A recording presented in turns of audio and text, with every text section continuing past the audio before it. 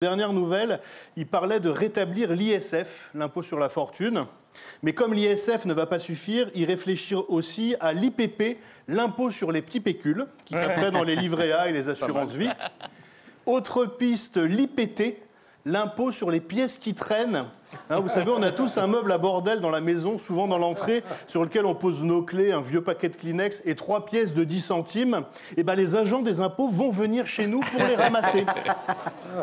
Partout où il y a de l'argent, ils vont se servir. Par exemple, si vous avez des couverts en argent ou des dents en or, attention, ils vont taper dedans.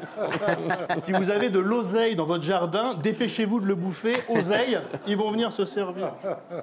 L'autre jour, je me promenais au jardin public. Il y a une dame qui promenait sa petite chienne sans laisse. La chienne voit un piaf qui s'envole et elle se met à le courser. Donc sa maîtresse l'appelle. Pépette, Pépette, c'était le nom de la chienne.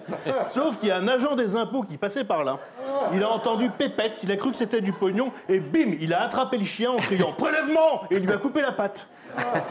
Il a coupé la papate à Pépette.